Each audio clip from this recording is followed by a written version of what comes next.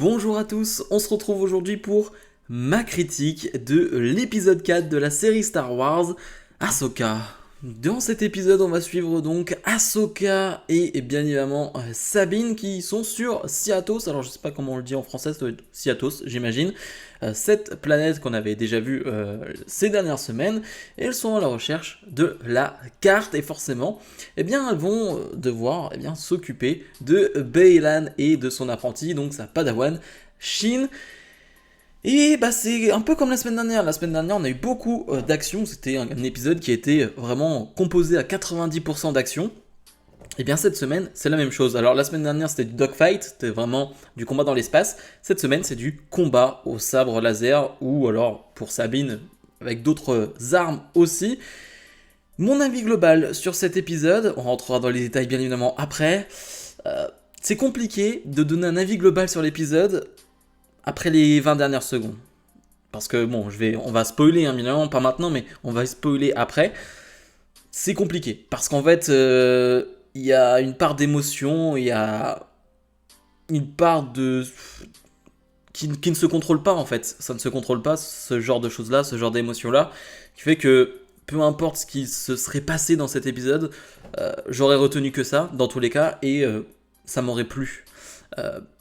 Mais, si je mets ça de côté, si j'essaye de mettre ça de côté, je trouve que c'était un bon épisode. On va revenir sur les points positifs et négatifs. Une quarantaine de minutes, j'ai pas trouvé ça trop court, pas trouvé ça trop long, j'ai trouvé ça bien. Encore une fois, bien rythmé, c'est un des gros points forts, je trouve, de cette série. C'est bien rythmé, on ne s'ennuie jamais. Et on est déjà à la moitié. Alors j'ai envie de dire déjà oui et non, parce qu'au final on a eu 2 épisodes la première semaine, donc il nous reste quand même 4 épisodes, donc on a encore le temps d'écrire beaucoup de choses, c'est quand même rassurant. Et je me dis que vu la qualité, et vu que j'ai l'impression que chaque semaine l'épisode est de mieux en mieux, vraiment c'est vraiment de mieux en mieux, je me dis qu'on peut atteindre vraiment des sommets en termes de qualité pour l'épisode 8. Donc ouais, on va rentrer dans les détails ensuite, mais globalement encore une fois un avis très positif.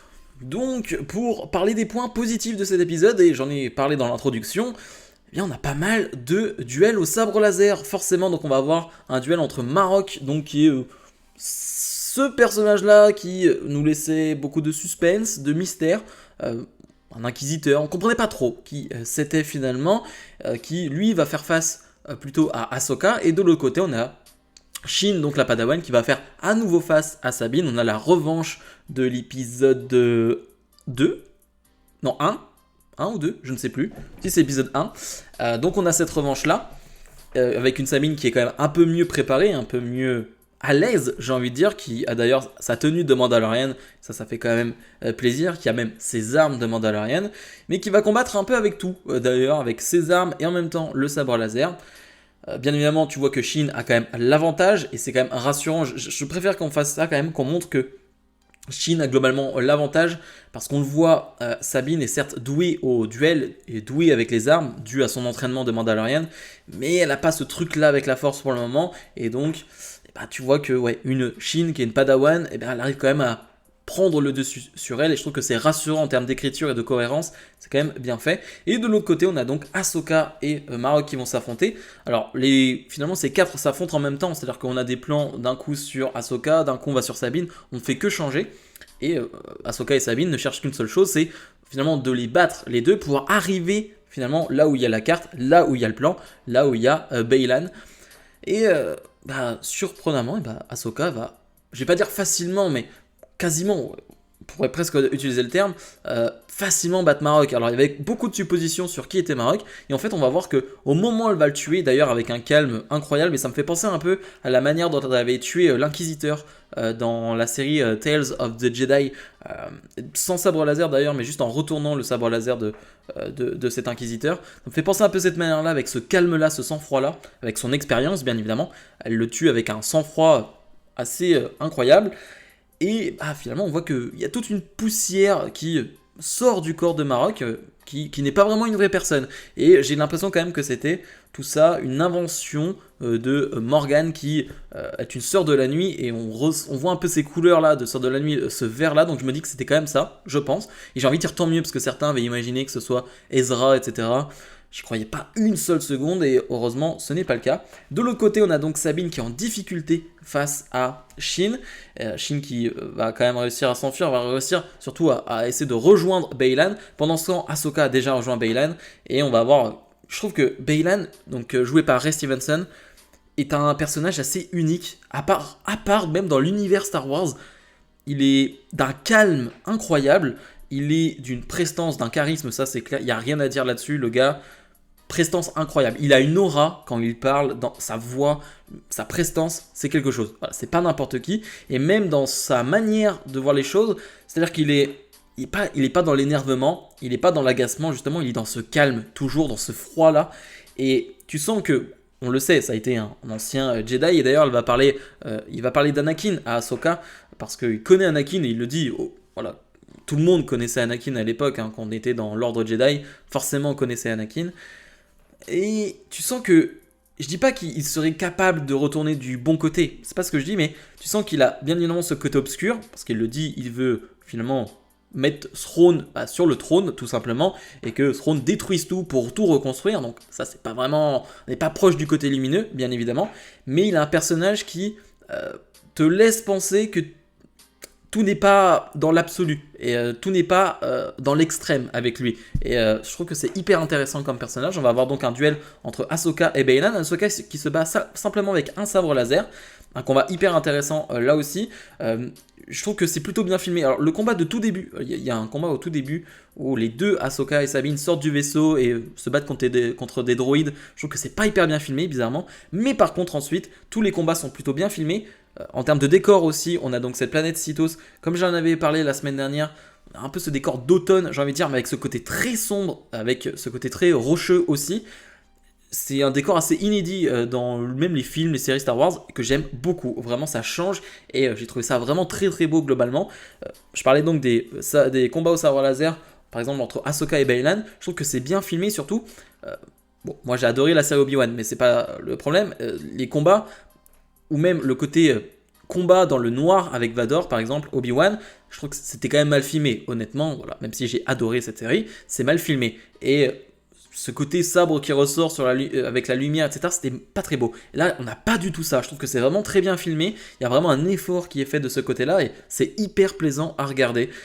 Donc Ahsoka et Beilan qui sont finalement plutôt à égalité, j'ai envie de dire. Ahsoka qui est toujours dans ce calme aussi. On parlait du calme de Beilan, mais Ahsoka, tu sens qu'elle a cette sagesse-là maintenant. Elle a ce recul nécessaire, cette expérience-là, qui lui permet de combattre sans naïveté, sans imprudence aussi. Mais Shin va venir justement, Ahsoka qui s'occupe mais vraiment en 2 secondes de Shin, elle l'a détruit en quelques secondes. Mais le problème c'est que, et là c'est un moment hyper important dans cet épisode, eh bien c'est que Sabine va revenir, mais Sabine va menacer du coup de détruire le plan. Sauf qu'il y a toute cette discussion au tout début de l'épisode, Ahsoka lui disait, si on ne peut pas aller finalement, enfin rejoindre cet endroit-là, il faut le détruire. Il faut détruire cette carte-là. Parce que si on n'y va pas, ça veut dire que les adversaires, les antagonistes ne pourront pas y aller, et donc Thrawn ne pourra pas revenir. Mais dans un deuxième temps, ça voudra dire aussi que Ezra pourrait pas revenir. Et c'est ça tout le problème. Et c'est pour ça que Sabine, c'est une mini trahison quand même ce qu'elle fait. Il faut le dire le terme. Elle va pas détruire ce plan-là, ce qui va finalement distraire Ahsoka. Ahsoka va donc tomber de cette falaise. Bien évidemment, tu te doutes bien qu'elle n'est pas morte sur le coup. Ce serait bizarre. Mais on va plus revoir Ahsoka dans un premier temps. Et Sabine va se faire emprisonner avec un pacte finalement fait avec Beilan, qui finalement lui dira que il a sa parole, il tiendra sa parole et que il ne fera rien. Elle va l'emmener dans son vaisseau pour passer dans ce truc d'hyperpropulsion.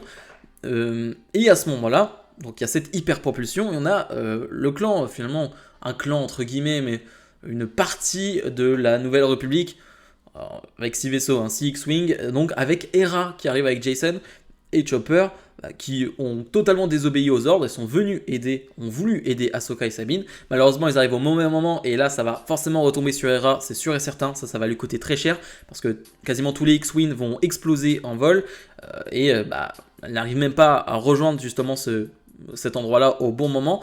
Donc ça va lui coûter très cher, je pense, à Hera. Eux, donc, on les voit plus. Ils sont passés de l'autre côté, dans une autre galaxie, on imagine. Et donc, cette fin d'épisode, comme je l'ai dit, ça change tout. Peut-être que je vais un peu vite, etc. Mais c'est aussi un peu l'excitation de cette fin d'épisode où on comprend pas trop. Je suis pas très doué moi dans ces trucs-là et en plus j'ai une mauvaise mémoire de tout ce qui s'est passé dans Rebels. Mais de ce que j'ai lu, donc on serait entre les deux mondes, c'est-à-dire entre le monde de la vie, entre le monde des morts, environ dans cet endroit-là, on dirait. Ahsoka donc arrive à se relève et là tu entends et il y a le sous-titre Shippy. C'est le surnom qu'avait Anakin envers Ahsoka. Alors je sais plus c'est quoi en anglais, je sais plus c'est quoi le nom. C'est Snips, Chips, je sais plus c'est quoi.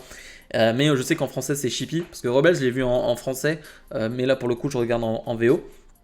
Et forcément, quand tu entends ça, les frissons déjà. Et surtout, ce que j'aime beaucoup, c'est la manière dont Rosario Dawson va jouer ces moments-là. Je la trouve excellente dans son rôle d'Ahsoka, mais dans ces moments-là, tu sens que. Je vais pas dire que c'est une enfant qui revient, finalement, qui voit son maître, mais presque. T'as presque. C'est vraiment la Padawan Ahsoka qui prend. Enfin, qui perd 30 ans, quasiment 20 ans. Et qui voit son maître, donc Anakin Skywalker, qui est présent. Et quand elle dit Anakin, tu sens presque une émotion dans sa voix. Et l'épisode va se terminer là-dessus. Alors, plusieurs choses à dire. Déjà, oui, forcément, en termes d'émotion, on revoit Hayden Christensen qui rejoue Anakin Skywalker. Plusieurs choses à dire. De 1, émotion totale. Parce qu'on revoit Anakin et moi, voilà. Anakin, c'est Anakin. Je pourrais le revoir 15 milliards de fois, j'aurai toujours cette émotion. C'est toujours comme ça. Voilà, ça fonctionne toujours sur moi, Anakin, et c'est comme ça. Deuxièmement, il y a eu un travail de fait sur le de-aging. En gros, ils ont rajeuni Anakin Skywalker, ils ont rajeuni Hayden Christensen, chose qu'ils n'avaient pas fait dans Obi-Wan, ou en tout cas ils l'avaient fait mais bizarrement. C'est-à-dire que sur certaines séquences, on avait cru voir du de-aging, sur les flashbacks avec l'Inquisitrice par exemple, mais par exemple sur le combat avec Obi-Wan, on n'avait rien vu. Il faisait vraiment 40 ans Hayden Christensen. Là pour le coup, il y a un effort qui est fait. Alors je trouve pas ça parfait. Je trouve ça mieux fait que par exemple Luke Skywalker dans saison 2 de The Mandalorian. Mais honnêtement, ça me dérange pas. Parce que je vois une jeune personne. Je me dis pas, ah, il a 40 ans. Je vois juste un Anakin qui est un tout petit peu plus âgé, je dirais. Mais ça me sort pas du truc. Ça me sort vraiment pas du truc. Et vraiment, on est du genre à chipoter. Et on va chipoter. Je suis sûr et certain que là, dans les prochaines heures, dans les prochains jours, on aura que des commentaires du genre, ah, c'est moche, ils auraient dû faire ci, ils auraient dû faire ça, ils auraient dû faire mieux. Ok, ils auraient pu faire mieux, ça je suis d'accord. Mais franchement, je trouve ça vraiment pas mal du tout. Et je reconnais Anakin Skywalker. Et l'émotion est présente de mon côté. Donc vraiment, même si c'est pas parfait, l'émotion est présente de mon côté. Et moi, c'est ce que je retiens. C'est pas le côté, oh, c'est parfait ou pas parfait. Retenez l'émotion. L'émotion du moment même, c'est ça le plus important. Luke Skywalker, dans la saison 2 de The Mandalorian, c'est vraiment loin d'être parfait. Mais il y a l'émotion. C'est Luke Skywalker.